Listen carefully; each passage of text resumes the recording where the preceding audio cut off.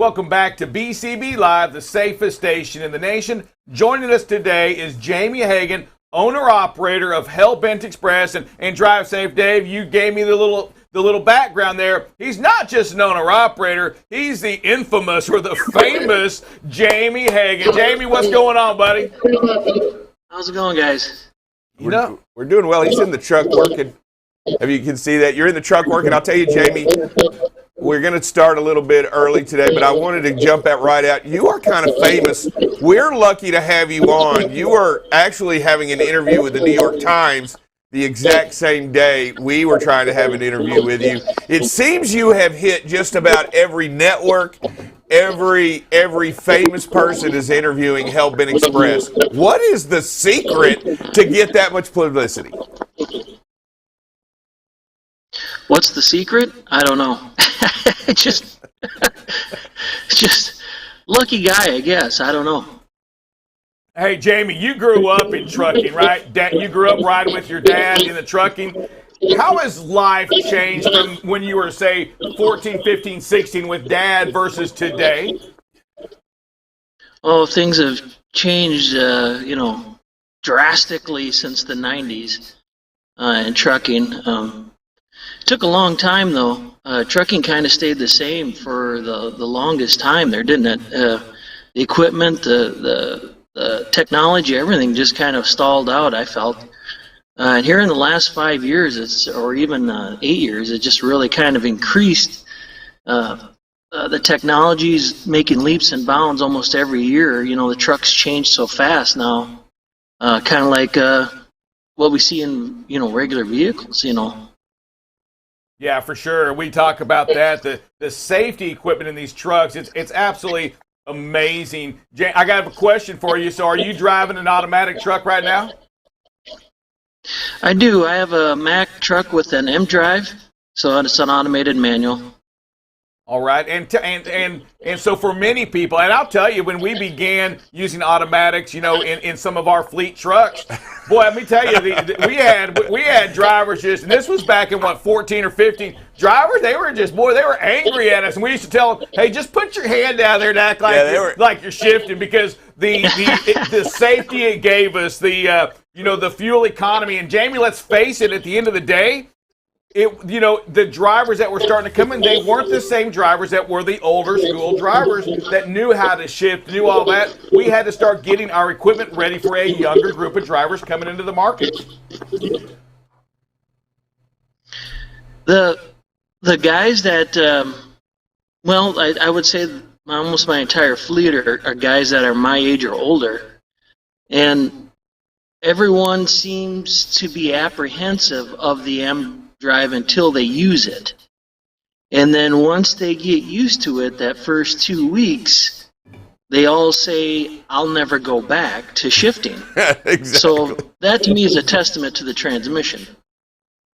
Yeah, there was a time that nobody would want it, and now you go and you get a driver. Nobody wants a manual transmission at all. Nobody wants to drive a 13. I don't even know that many people that come into the industry that even know what a 13 speed is or actually can handle a 13 speed. But these automatics have really changed the way you drive, and it's nice to know that yours is the same way. It's all over the deal. Jamie, where are you operating out of, and where are you operating out of? Well, right now I'm in Portage, Wisconsin, and I'm delivering some water heaters up here to Minneapolis, and then off to Sioux Falls, South Dakota for the weekend. And yeah, we're trucking. Hey, Jamie, you bring up some points in the pre-interview, and I want to touch base on these.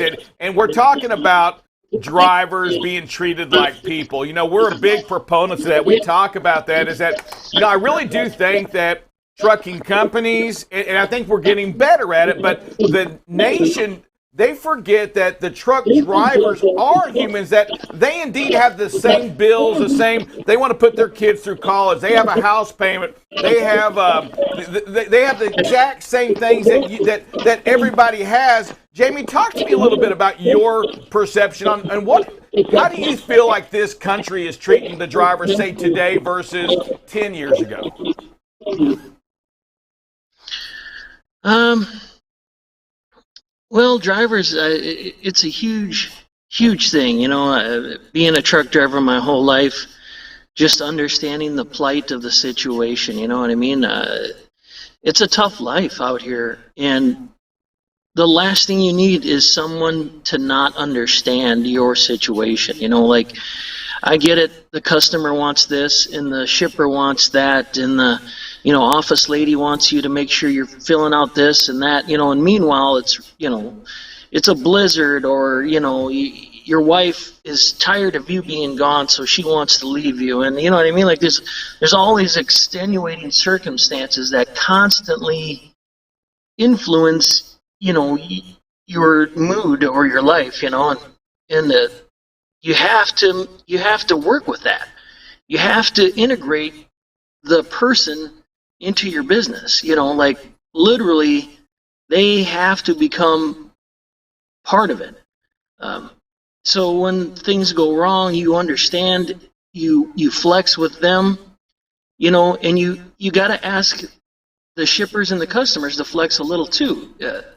So everyone has to be able to understand that human beings are, imperfect and need, every once in a while they need a little help, Yeah. So biggest thing I'd say is just bending a little bit. Lord knows we ask the drivers to bend for us all the time, so maybe that's the key here. Yeah, you know what, you bring up some great points on that, and let me tell you, it's a passion point for us inside of at BCB Live. Exactly what you're saying, and in our industry, we're so metrics driven, right, Jamie? We always want to know how we're doing. We look at the last 7 days or the last 3 days, and when it comes to drivers, and I think what would help everybody is we've got to remember there's 52 weeks in a year. Sometimes we're going to have great weeks as operators, right? As customers, we're going to everything's going to go right. Some things in some days, things aren't going to go right for our customers or for the drivers. They're going to have problems at home. They're going to be struggling. Maybe they're just tired. They're not feeling well. They're having all of these things going on. Somehow, Jamie, I don't know how we do it, but we've got to develop some kind of metric, some kind of scorecard that helps us remember, hey, what this driver may be going through right now isn't something it's not time to, I don't want to say it's not time to get on their butt. Don't, and I'm talking to the dispatching companies, the trucking companies. It's time to go more into the heart of the driver, helping the companies, say people like you or the dispatchers, identify, hey, when is this driver, something's wrong with them. We need to call them up and check on them for who they are, not for the revenue or the miles they're not getting, right? Yeah. I mean, it just comes down to, people caring, really. You know what I mean? Like you were saying there, like just if you're connected to that person, they'll be connected to you. You know what I mean? Like you just got to listen, more or less.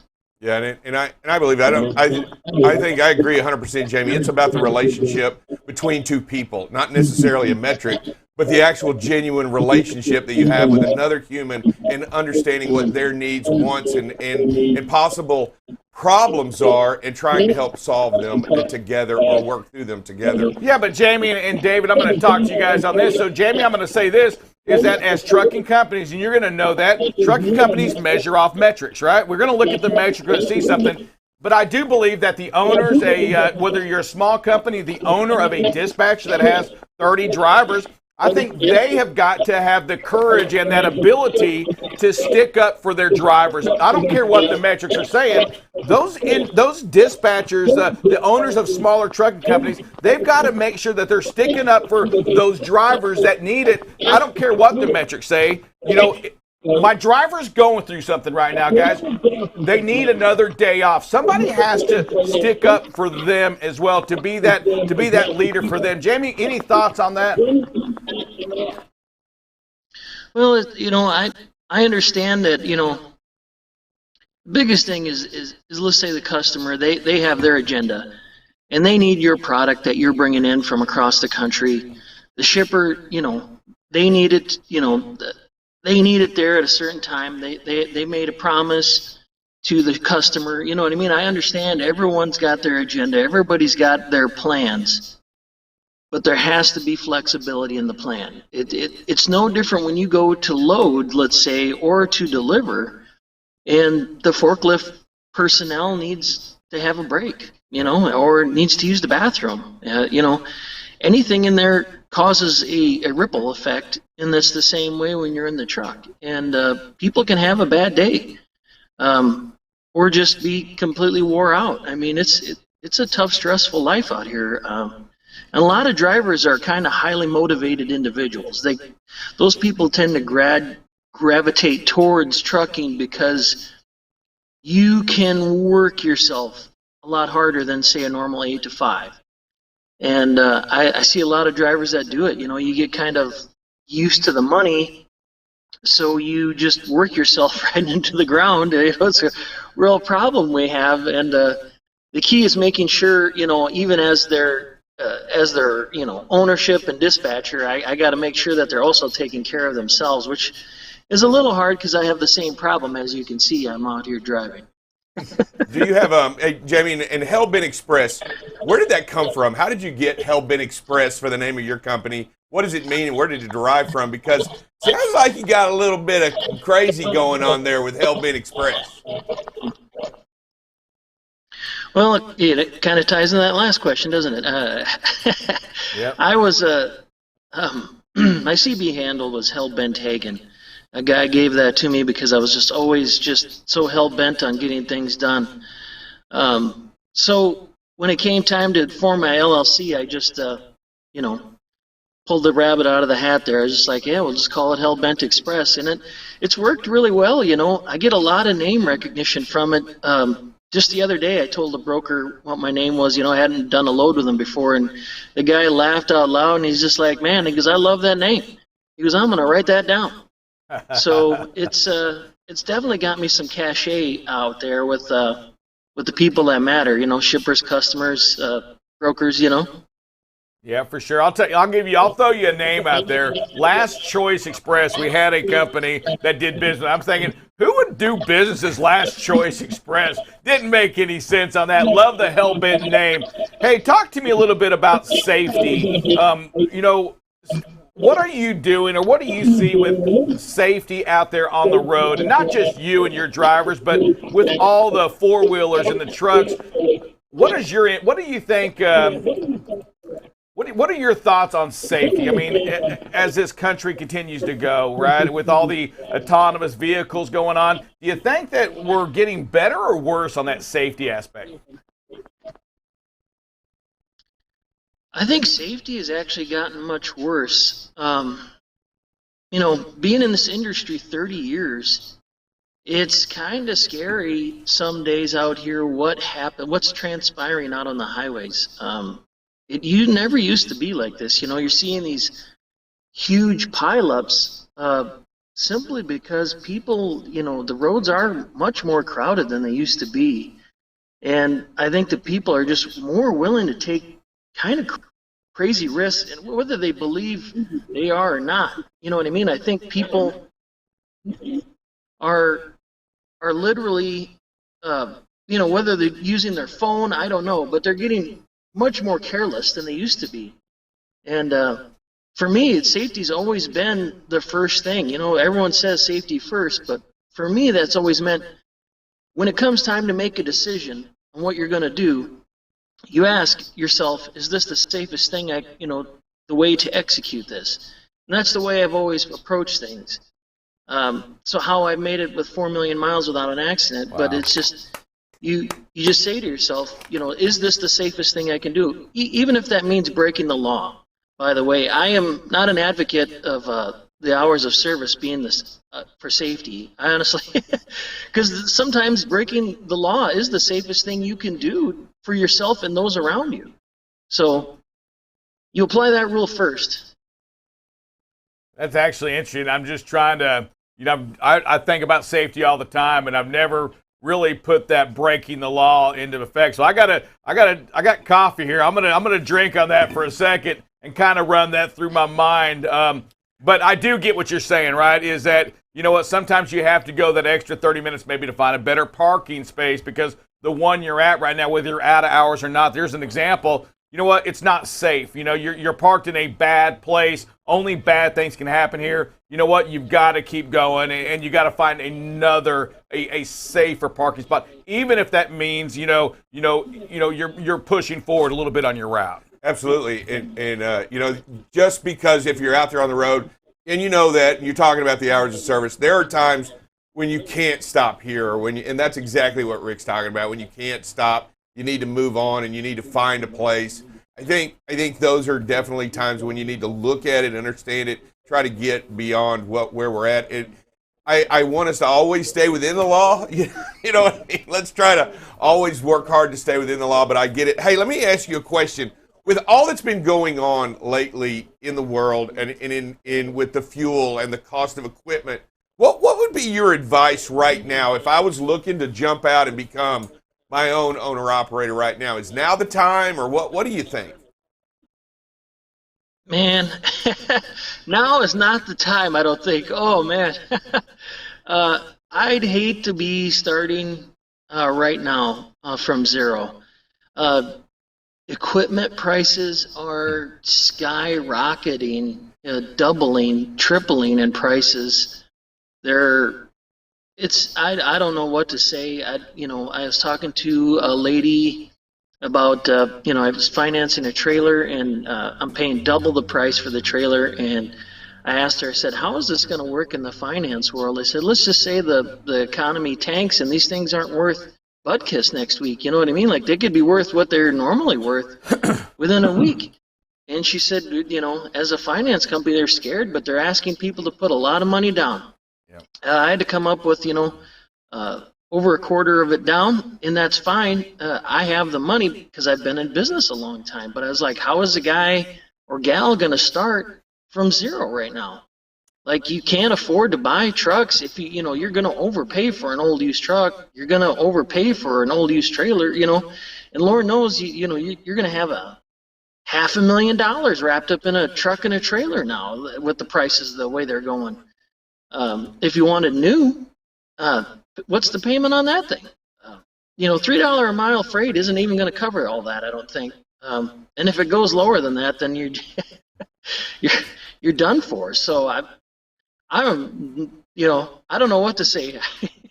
Yeah, it's a tough one, but we've been talking about that, Jamie, and you're kind of echoing exactly what we've been saying. Is that, you know what, right now, especially with fuel hitting where it is, it's not the time to jump in because you have the increased fuel, which again, most independent contractors aren't going to gain a fuel surcharge. They're getting that market price out there on the spot market is where they're jumping in at. The equipment is crazy high, and exactly what you said, the only way the finance companies are able to get this thing going is you've got to put a lot of money down. And if you're not in the business like you've been, sometimes we're seeing 35 to 40% down payments to get into that truck that you are overpaying. I mean, we're seeing prices from 3 years ago when the truck was brand new, people paying more with 300,000 to 400,000 miles on that same truck. It's insane, right, Jamie? Yeah, this is really crazy times. It's being in the industry as long as I've been, I've seen the ups, I've seen the downs, but I've never seen this. This is unprecedented. You know what I mean? I've never seen inflation. Inflation happens every year. That's why truck prices slowly increase. Used to buy them for $80,000. Now we're paying, $160,000. Yep. But now, that took, 3 decades to get to that point. And, talking with my dealership network, and they're saying, by 2024, $250,000 trucks. I'm just, I can't wrap my mind around that, how it's going to jump, that much in just 1 year. Yeah, and you know what? It's going to have to come with the fuel economy. Hey, I know we only have a couple of minutes, but I do want to talk on this because we spend a lot of times trying to make sure we're giving out the right information to independent contractors. As fuel prices continue to increase or at least stabilize where they are now at a very, very high, price. What are things that the independent contractor needs to stay focused on today with the fuel prices? Well, they say that how's it go? You monitor, you pay attention to what you monitor, Yep. so to speak, right? So I constantly track every single gallon of fuel that I use. If you want to keep your mind on it, then track it. Constantly analyze it. Ask yourself what you could do more. I subscribe to a company from Link Drive, product they have called Pedal Coach. It gives you a daily rundown of your performance on the road, your fuel economy, your average miles per hour for the day, what kind of inclines you were on, what kind of weather you were in. It just gives you a huge report card of your day on the road. Some people think I'm overanalyzing it, but when you start to obsess about it, that's when you start to get better at it, and you can improve your economy. Now, it's a simple product, and all it does is work on my behavior as a driver, and doesn't hardly cost you anything when you break it down per mile. But it's just one of those things that I tell people, the first and foremost is is the person not only behind the wheel, but the person writing the checks. You've got to be concerned about it. You've got to make a culture, like I bend over backwards for my guys, but then I ask them to do the same for me. Let's all work together and keep these trucks as efficient as possible. And, we can all make some money in this situation, which, it's hard to do, but I would tell people if you want to be fuel efficient, you're just going to have to monitor it more than anything. Yes, sir. I agree 100%. Jamie, I'll tell you what I call it here. I say there's nothing wrong with sucking as long as you know you suck, because then you can fix it. And that's the data that you speak of, right? You've got to know where you can improve. And again, as a trucking company, as a data person, there's nothing wrong with it. The numbers are the numbers, and you can't fix them unless you know what they are. Then you've got to make the change. Hey, Jamie, we are out of time. I want to thank you for being part of the show. But before you leave, Drive Safe Dave, what must Jamie do? Jamie, you got to say who you are and who you're with, and say that you're on BCB Live, the safest station in the nation. Can you do that? Hey, thanks, guys. If you need anything, reach out. I'm on Twitter, Instagram, everybody, every social media platform is Hellbent Hagen. And check out hellbentexpress.com. Thank you. Okay, Jamie. Oh, he gone. He gone. All right. You can't let him go without doing that. Hey, coming up next is Buckle Up Bob with a little BCB Live weather and traffic only right here on BCB Live.